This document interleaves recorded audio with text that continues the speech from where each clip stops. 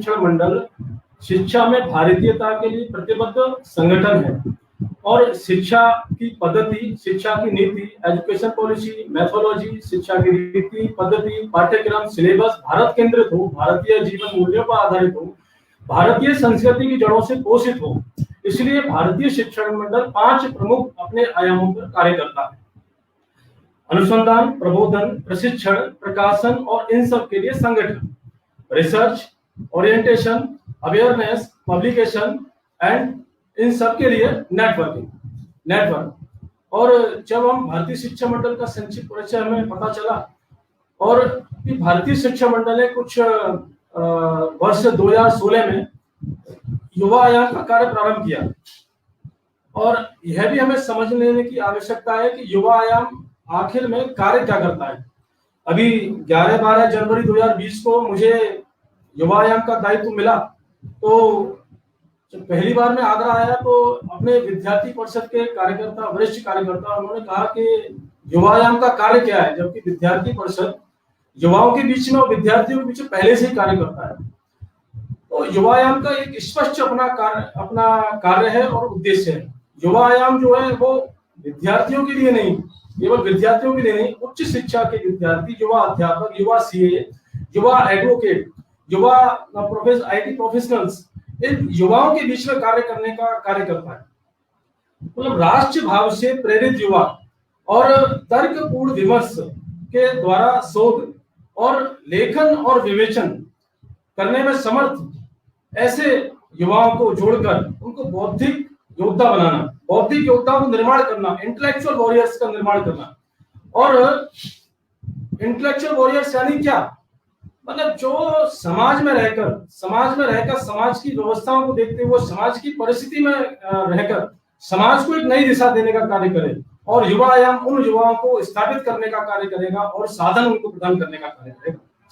इसी प्रकार अभी युवा आयाम 3 अपने मुख्य आयोजन देश भर में चलाता है, सभी प्रांतों में ये आयोजन रहते हैं।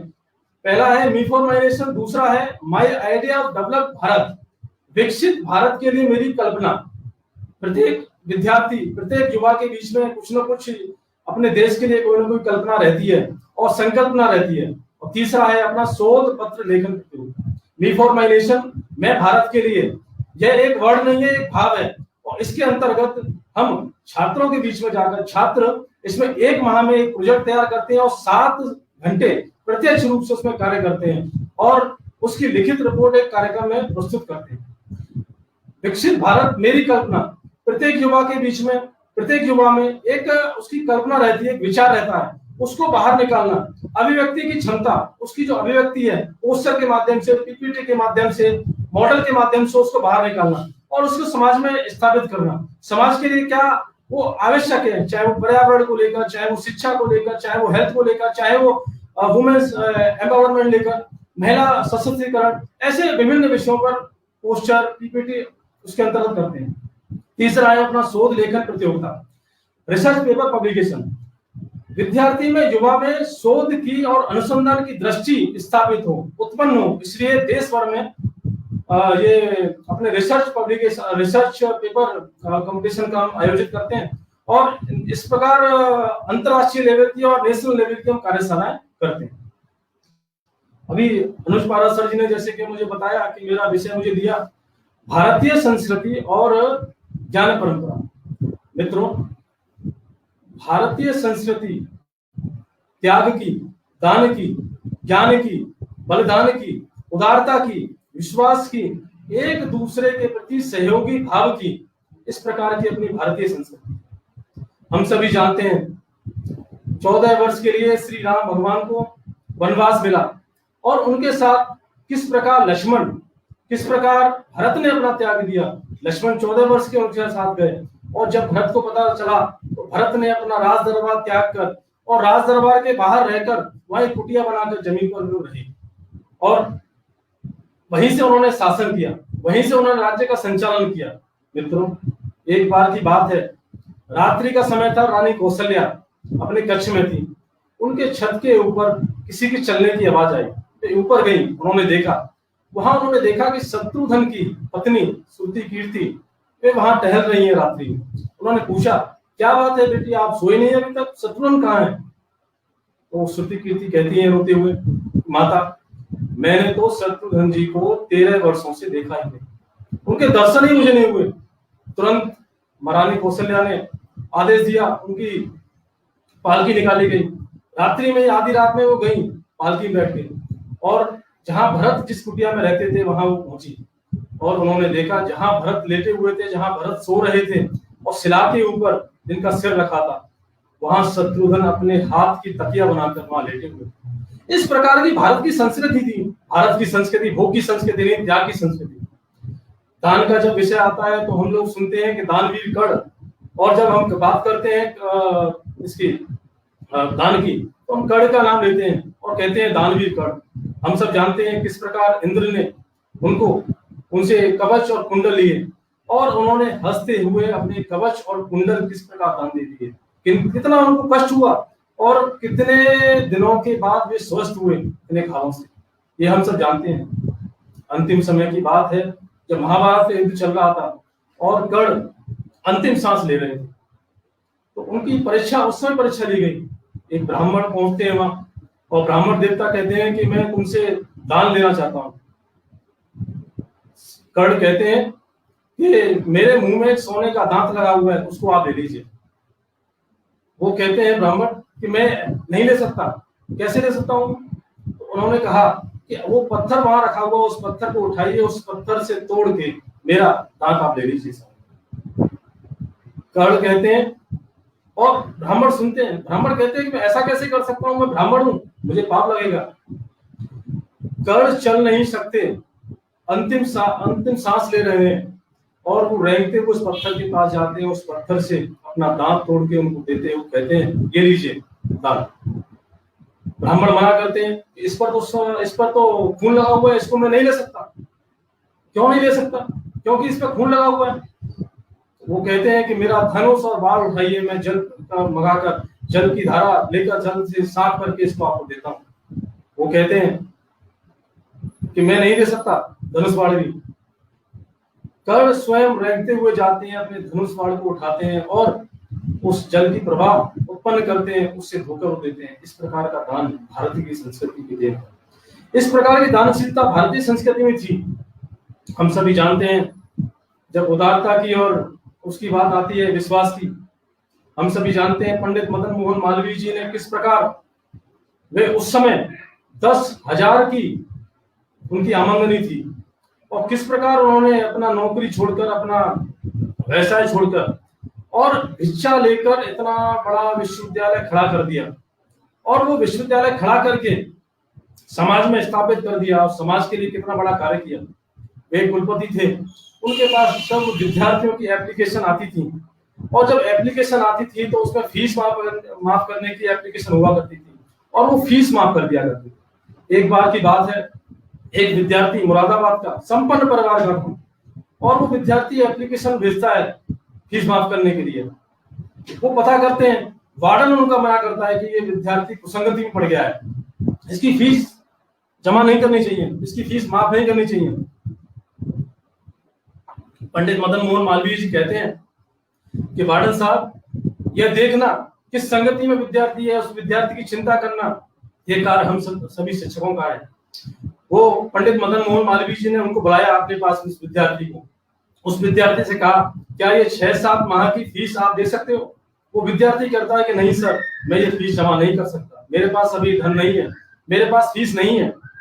वो विद्यार्थी कहता है और महामना मान लेते हैं। महामना कहते हैं कि मैंने इस विद्यार्थी से बात कर ली है और वर्तमान में विद्यार्थी के पास अभी देने के लिए फीस नहीं है, लेकिन विद्यार्थी विश्वास दिलाता है कि वो उत्तीर्ण होने के बाद अपनी फीस जमा कर देगा, इसलिए इसकी बात पर अविश्वास करने का कोई कारण नहीं मिलता है, इसलिए इसकी फीस माफ कर दी। मित्रों, यह उदारता की, इस प्रकार अपने विद्यार्थी के प्रति संस्कार की, विश्वास की, ये अपनी भारतीय संस्कृति थी। और बाद में उस विद्यार्थी जब उत्तीर्ण होकर चला गया, अपना व्यवसाय देखा, उस विद्यार्थी ने लाखों रुपया उस विश्वविद्यालय को दान दिया। उस लाखों रुपया उस विश्वविद्यालय को दिया। इस प्रकार की विद्यार्थी का भी भाव है, विद्यार्थी का भी कर्तव्य है, जहां से वो पढ़ा है, जहां जिस विश्वविद्यालय से उसने शिक्षा ली है, जिस विश्वविद्यालय से उसने शिक्षा ली है, वहां के लिए उसका क्या कर्तव्य है, ये हमें देखने को मिलता है। भारतीय संस्कृति बलिदान की संस्कृति है। चंद्रशेखर आजाद, भगत सिंह, सुखदेव, रामप्रसाद बिस्मिल, नेताजी सुभाष चंद्र बोस, ऐसे लोग हंसते हंसते इस देश के लिए अपने प्राणों की आहुति दे दी, बलिदान कर दिया। वे भी पढ़ना चाहते थे, वे भी नौकरी करना चाहते थे, कर सकते थे, उनका परिवार भी चाहता, वो नौकरी करते, विवाह करते और अपने बच्चों को देखकर अपने परिवार को देखते। उन्होंने राष्ट्र को परिवार सोचा, उन्होंने राष्ट्र को परिवार माना और उस राष्ट्र को स्वतंत्र कराने के लिए उन्होंने अपना बलिदान दे दिया। कैसे कैसे उन्होंने परिस्थितियां झेली, उनके परिवार ने झेली, परिवार में भोजन नहीं, उनके पास भोजन नहीं, कैसी कैसी परिस्थितियों में रहे, ये हमें आज चिंतन करने की और ध्यान करने की आवश्यकता है। प्यारे मित्रों, पंडित रामप्रसाद बिस्मिल इस ब्रज प्रांत के ही एक जिले के जन्म हुए क्रांतिकारी थे, शाहजहांपुर, और शाहजहांपुर से भी काफी कार्यकर्ता बंधु और ऐसे जो लोग जिन्होंने सहभागिता की है वो जुड़े हुए हैं, उन्हें सुनना चाहिए उस राम चौराहे के बारे में। रामप्रसाद बिस्मिल एक बार नाराज होकर, गुस्सा होकर वो अकेले पड़ गए, इस कारण वो अपने घर में आ गए और अपनी माता से कहा कि मैं अकेला पड़ गया हूँ, मैं अब वापस नहीं जाना चाहता। माता ने कहा, माता का त्याग देखिए, माता ने कहा, रामप्रसाद बिस्मिल तुम किस लिए गए थे, इस देश को स्वतंत्र कराने की तुम्हारा कर्तव्य है, उस कर्तव्य को छोड़कर तुम घर आ गए, तुमको भोजन नहीं मिलेगा, तुम जाओ यहाँ से और इस देश को स्वतंत्र कराने के लिए कार्य में लग जाओ। अब वो जाते हैं, चले जाते हैं, उनको अंग्रेज पकड़ लेते हैं। 17 दिसंबर को रामप्रसाद बिस्मिल को फांसी दी जाती है और अंग्रेज किस प्रकार हमारे बलिदानियों के, हमारे क्रांतिकारियों के शव को नहीं दिया करते थे, उन सबको कैसे कैसे वो क्या क्या कष्ट दिया करते थे, शवों को छुपा दिया करते थे, जला दिया करते थे। रामप्रसाद बिस्मिल का भी शव देने में वो परेशानी उत्पन्न कर रहे थे। उनकी मां ने सारी कानूनी कार्रवाई पूरी कर दूसरे दिन उनकी माता रामप्रसाद बिस्मिल को शव को लेकर आई और शव को अकेली माता लेके गई शाहजहांपुर में, और राम चौराहे, जिस चौराहे पर वो लेके गई, उस चौराहे पर अपनी सनातन धर्म में, अपने हिंदू धर्म में सबको हम खड़ा नहीं करते, माता ने उसको सबको खड़ा किया। वहां भीड़ इकट्ठी हो गई, पूरा शाहजहांपुर भर गया, पूरा राम चौराहा भर गया और सबकी आंखों में आंसू, उन्होंने सबके दर्शन कराए। माता ने कहा मैं रोऊंगी नहीं, और माता रोई नहीं। और जो रामप्रसाद बिस्मिल के जो मित्र थे वहां क्रांतिकारी वो थे, तो माता ने कहा कि मेरे छोटे पुत्र को भी ले जाओ जगत प्रसाद को, और वो ये कहते वो रो जाती है और कहती है माता कि अब मातृभूमि मांगेगी तो मैं अब क्या दूंगी, मेरे पास दो ही पुत्र थे, अब मैं क्या दूंगी। इस प्रकार की संस्कृति भारतीय संस्कृति। मित्रों, मैगस्थनीज दार्शनिक हम सब ने इतिहास में पढ़ाई है, वो भारत आया, भारत में उसने भ्रमण किया और भ्रमण करने के पश्चात उसने भारत में देखा कि भारत में कहीं भी ना ही लड़ाई है, ना ही झगड़ा है, ना ही ईर्ष्या है, और सभी एक दूसरे के प्रति प्रेम से और सद्भाव से रहते हैं। वो बिहार के एक छोटे से गांव में पहुंचा, वहां आपस में दो किसान लड़ रहे थे। वो जाकर उसने विषय जानना चाहा, आखिर विषय क्या है। उनमें से जो दो किसान थे, एक क्रेता था, एक विक्रेता। एक ने अपना एक खेत उनको बेचा था और दूसरे ने खरीदा था। जिसने खेत खरीदा था उसने वो खेत जोता, और जब खेत उसने जोता तो उसमें एक कलश निकला जिसमें चांदी के सिक्के भरे हुए। तो वो जो जिसने खरीदा था उस किसान ने कहा कि ये मैंने आपसे खरीदा है, किसान से कहा उसने कि मैंने आपसे खरीदा है इसलिए ये कलश आपका है। और जिसने वो बेचा था वो कहता है कि मैंने आपको बेच दिया, यह कलश आपका है। इस प्रकार की उनकी लड़ाई हो रही थी। उसने कहा कि अगर मैं लूंगा तो मैं पाप का भागी बनूंगा, उसने कहा अगर मैं लूंगा तो मैं पाप का भागी बनूंगा। ये भारत का स्वभाव धर्म था। और ये झगड़ा चलते चलते होते होते राजा के पास पहुंचा। जब राजा के पास सारा विषय आया, पूरा विषय राजा ने सुना, तो राजा ने कहा, मंत्रियों ने कहा कि इसको राजा अपने पास रख ले। राजा ने कहा मैं भी इसको नहीं रख सकता क्योंकि ये मेरा नहीं है, मैं पाप का भागी बन जाऊंगा। फिर विचार हुआ और उसको समाज कल्याण के लिए, राज्य के कल्याण के लिए उसको राजकोष में जमा कर दिया गया। इस प्रकार का भारत का स्वभाव धर्म। इस स्वभाव धर्म को, इस दान को, इस त्याग की संस्कृति को हमें फिर से अपने को आत्मसात करने का प्रयास करना चाहिए। मित्रों, हम सब जानते हैं कि जब स्वाभिमान की बात हम करते हैं और हम कहते हैं कि हम भारतीय कितने स्वाभिमानी हैं, हम सब ने एक क्रांतिकारी का नाम सुना है, मदन लाल धीगरा। मदन लाल धीगरा जिन्होंने स्वतंत्रता आंदोलन में इतना बड़ा आंदोलन करके उन्होंने कितना बड़ा कार्य किया और कितनी बड़ी उनकी सहभागिता थी स्वतंत्र कराने में देश को।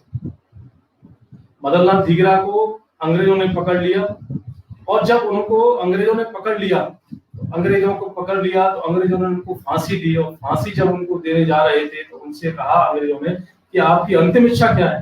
तो मदन लाल धीगरा ने कहा मेरी अंतिम इच्छा कुछ नहीं है, मेरी अंतिम इच्छा केवल यह है, मेरे लिए आप सीसा, कंघा और एक सुगंधित तेल की व्यवस्था कीजिए। तो अंग्रेज कहते हैं कि तुम तो मरने वाले हो, तुम ये क्या करोगे इन सब का। तो मदन लाल धीगरा ने कहा कि हे मूर्खों, मरते अंग्रेज तुम लोग होगे, हम भारतीय मरते नहीं है, हमको फांसी हो जाएगी और मैं दूसरे दिन किसी माता के कोख में जन्म लेके फिर से देश को स्वतंत्र कराने में लग जाऊंगा। ये भारत का स्वाभिमान था, ये भारत का आदर्श स्वाभिमान था, त्याग था, चरित्र था। इससे भारत के संस्कृति को, भारत के चरित्र को, भारत के स्वाभिमान को फिर से हमें आत्मसात करने की आवश्यकता है। मित्रों, यह संस्कृति आज भी जीवंत है। बिल क्लिंटन अमेरिका के राष्ट्रपति थे, उनका राजदूत जर्मनी में गया और जर्मनी में वह राजदूत अपने भाषण में कहता है कि इस समय भविष्य में दो देश ऐसे हैं जो महाशक्ति बनने की ओर हैं। एक वो नाम लेता है भारत और एक कहता है चीन। लेकिन सबसे ज्यादा जो मुख्य महाशक्तिशाली बन सकता है या बनने की क्षमता रखता है वह देश भारत देश है। उसने कहा जवाब में, क्यों है? क्योंकि भारत की जो संस्कृति है वो बहुत पुरानी संस्कृति है, 5000 साल पुरानी संस्कृति है और जिस पेड़ की जड़ें मजबूत होती हैं, जिस पेड़ की जड़ें गहरी होती हैं, उस पेड़ को कोई तोड़ नहीं सकता। वह पेड़ बढ़ता ही रहेगा और बढ़ता ही जाएगा। इस प्रकार की संस्कृति है अपनी, इस पर हमें गौरव करना चाहिए और गौरव की अनुभूति करनी चाहिए। मित्रों, इस देश पर कितने ही आक्रमण हुए और प्रत्येक आक्रमण का जवाब भारत ने स्पष्ट रूप से दिया, भारत के लोगों ने स्पष्ट रूप से दिया, भारत के राजाओं ने, भारत के नागरिकों ने, भारत के रहने वाले महापुरुषों ने, क्रांतिकारियों ने स्पष्ट रूप से दिया। अंग्रेजों ने हमारे देश पर कुछ समय शासन किया और उन्होंने जो सबसे बड़ा जो कार्य किया वो किया, उन्होंने हमारे भारत की शिक्षा व्यवस्था को छिन्न-भिन्न कर दिया। शिक्षा व्यवस्था को उन्होंने छिन्न-भिन्न कर दिया। हमारे ग्रंथों को, रामायण, महाभारत, ऐसे ग्रंथों को, वेदों को उन्होंने झूठा साबित कर दिया, झूठा साबित करने का कार्य किया, इतिहास में लिखने का कार्य किया और ऐसी बातें उन्होंने लिखी भारत के बारे में जो बर्दाश्त करने के योग्य भी नहीं थी, जो बातें सत्य नहीं थी। इस प्रकार की बातें उन्होंने लिखी। पूरे देश भर में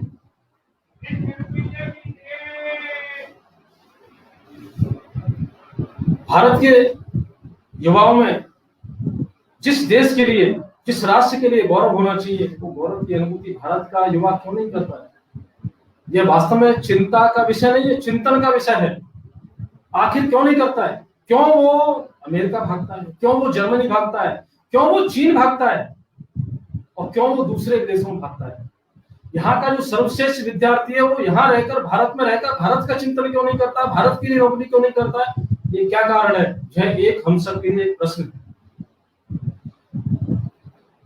जॉर्ज इफ्रा ऐसे करके एक फ्रांस का इतिहासकार हुआ और उसका इतिहास लिखा हुआ फ्रांस का विद्यार्थी पढ़ता है। वह फ्रांस का इतिहासकार जॉर्ज इफ्रा वो लिखता है फ्रांस के इतिहास में कि बीज गणित, अंक गणित, ये पूरे विश्व में जो गणित आया वो किसने दिया है? वो भारत ने दिया। ये अंक गणित, ये कैलकुलस, ये बीज गणित, ये भारत ने दिया है। इसका गणित का लगभग 80% वो भारत ने दिया। लेकिन वो इतिहास या इसके विषय में अपने वैज्ञानिकों, अपना चिंतन हम अपने भारत के इतिहास में नहीं पढ़ते, क्योंकि वो बदल दिया गया, क्योंकि वो अंग्रेजों ने एक षड्यंत्र के बस बदला। फ्रांस का विद्यार्थी कक्षा 8 में ये पढ़ता है, लेकिन हमको, हमारे युवाओं को, हमारे विद्यार्थियों को, हमारे आचार्यों को ये अभी तक नहीं पता। ये चिंतन करने की आवश्यकता किसको है? तो हमें।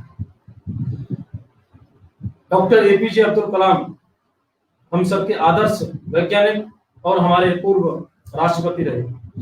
उन्होंने एक पुस्तक लिखी, India 2020 a vision for a new millennium, इस प्रकार का उन्होंने एक किताब लिखी और उसमें उन्होंने लिखा, भारत में सब प्रकार की क्षमता है, कैपेबिलिटी है, भारत विश्व गुरु बन सकता है, लेकिन बनता क्यों नहीं, इसमें बाधा क्या है। इस प्रकार का चिंतन उन्होंने किया। उसमें बहुत सारे उन्होंने उदाहरण दिए। एक उदाहरण मैं आपको देता हूँ। डॉक्टर एपीजे अब्दुल कलाम कहते हैं कि उनके घर में, उनके कमरे में एक बहुरंगी कैलेंडर लगा था और वो कैलेंडर अफ्रीका के जंगलों के, अफ्रीका के महाद्वीपों के, उसमें चित्र स्पष्ट, बहुत सुंदर चित्र थे। और जब भी कोई उनके पास आता तो वो देख के बड़ा आश्चर्यचकित होता और कहता कि कितने सुंदर चित्र हैं। और वो एपीजे अब्दुल कलाम उनको बताते कि यह चित्र जर्मनी में छपे। तो वो बड़े ही भाव से कहता, अच्छे भाव से, ये तो जर्मनी अच्छी टेक्नोलॉजी वाला देश है, अच्छी टेक्नोलॉजी है, वहाँ विकसित देश है, ऐसा हो सकता है और वो ऐसा कर सकता है। लेकिन एपीजे अब्दुल कलाम उनको कहते कि ये भारतीय सैटेलाइट द्वारा लिए गए हैं, ये चित्र भारतीय सैटेलाइट द्वारा लिए गए। तो उसको आश्चर्य होता, गौरव की अनुभूति नहीं करता, गौरव का भाव नहीं आता, जब तक एपीजे अब्दुल कलाम उसको जो भारत के प्रति जो कृतज्ञता लिखी थी, जिस कंपनी ने छापे थे, उसको दिखा नहीं गए। इस प्रकार की बाधाएं हैं और उन बाधाओं को दूर करने का कार्य हम सभी युवाओं को करना है। मित्रों, पेड़ पौधे में चेतन है, पेड़ पौधे सजीव हैं, ये सिद्ध भारत ने किया।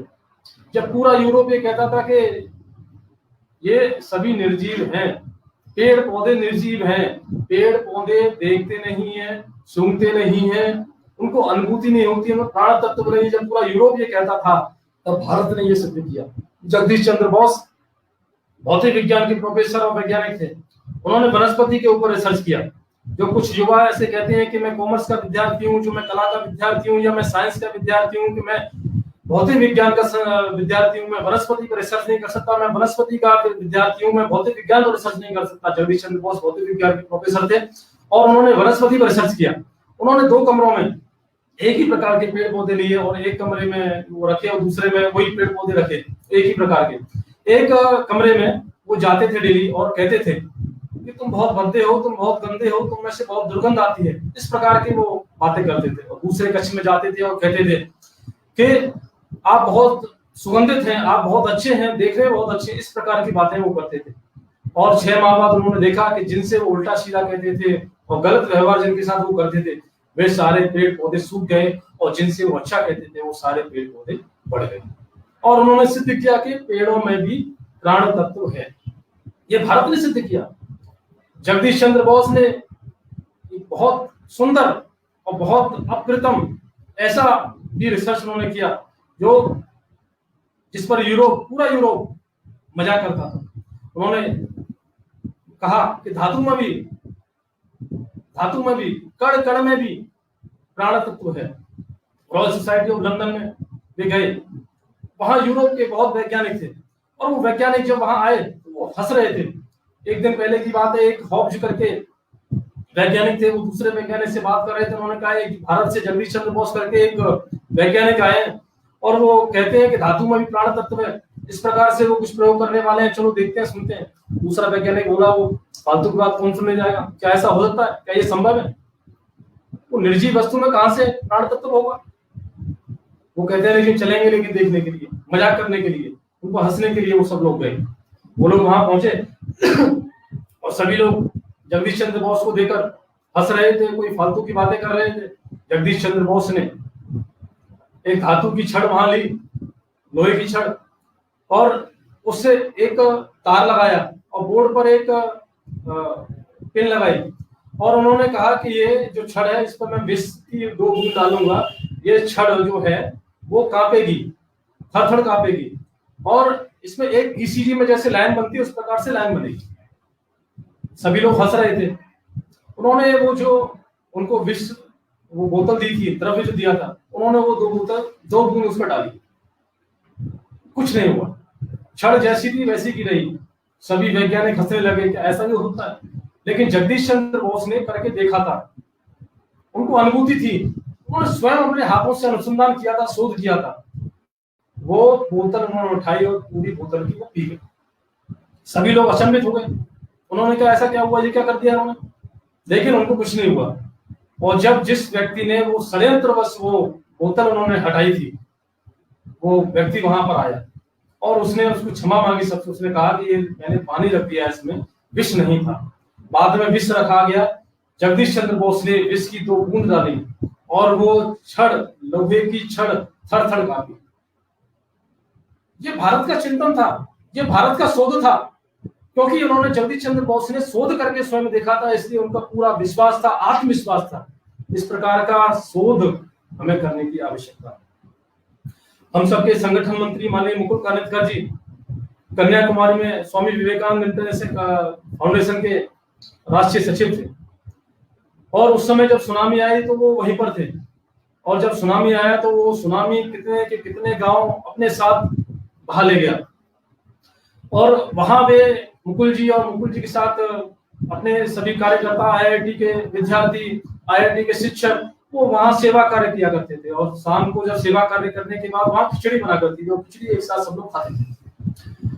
तो वहां एक मंदिर था शिव जी का, और लोगों में वहां एक चर्चा का विषय हुआ कि ये जब सुनामी आई इतने सारे गांव बह गए, लेकिन ये कितनी शिव जी की कृपा है, कितनी ईश्वर की कृपा है, ये मंदिर वहीं की वहीं है। ऐसा करके समय चर्चा हुई, और वो चर्चा आपस में बड़ी चर्चा हो गई। मुकुल जी के पास विषय है, मुकुल जी ने कहा हाँ कृपा तो है, लेकिन कृपा उस आर्किटेक्ट पे थी जिसने ये मंदिर बनाया। उस आर्किटेक्ट ने लहरों की गति, लहरों की दिशा, भूमि की हलचल देखकर, समझकर, उस पर रिसर्च करके ये आर्किटेक्ट डिजाइन किया। इस प्रकार का आर्किटेक्चर अपने देश में था। इस पर सिविल इंजीनियरिंग को आज रिसर्च करने की आवश्यकता है, इस पर सोच करने की आवश्यकता है, इस पर खोज करने की आवश्यकता है। माननीय मुकुल कानितकर जी हमारे कन्याकुमारी में जब थे तो वहां विवेकानंद कैंपस है, उसमें नालंदा लाइब्रेरी है। श्री के आचार्य जिन्होंने वहां जिन्होंने शिला को स्थापित किया, वे मुकुल जी के साथ थे। जिनका 92वें वर्ष में उनका शरीर शांत हुआ, वे उस समय मुकुल जी के साथ थे। तो मुकुल जी से चर्चा चल रही थी। मुकुल जी तो वहां एक सिंह, पत्थर से बना हुआ सिंह था, लेकिन वो सिंह पूरा नहीं बना था पत्थर का। तो मुकुल जी ने ऐसे उनसे पूछा कि ये आधा बना के क्यों छोड़ दिया है। तो श्री के आचार्य कहते हैं कि वो जो पत्थर, जिन्होंने जो मूर्तिकार था, वो समझ नहीं पाया होगा कि ये पत्थर स्त्रीलिंग है या पुल्लिंग है। इस प्रकार का प्राण तत्व, प्राण विद्या ये थी कि हम पत्थर को हाथ लगाकर ये समझ सकते हैं कि ये स्त्रीलिंग है कि पुल्लिंग है।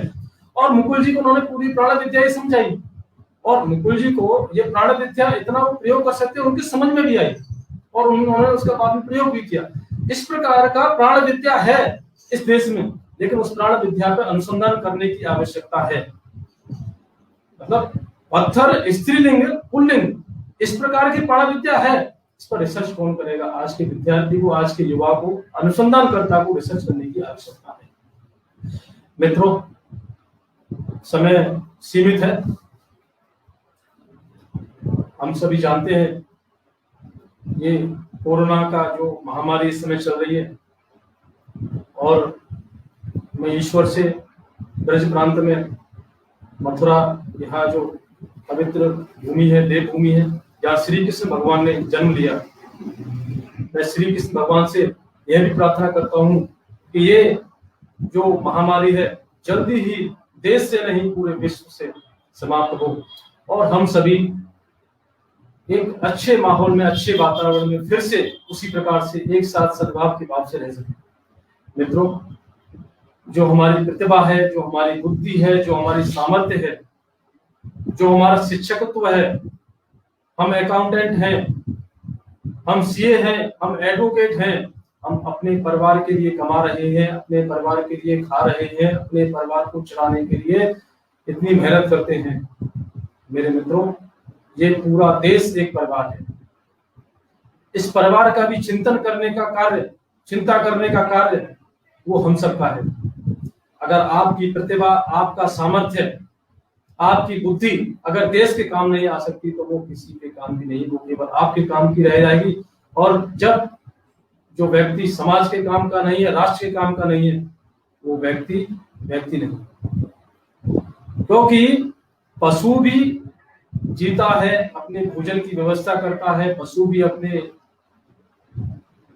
पुत्रों, अपने संतानों की चिंता करता है, अपने संतानों के लिए भोजन की व्यवस्था जुटाता है।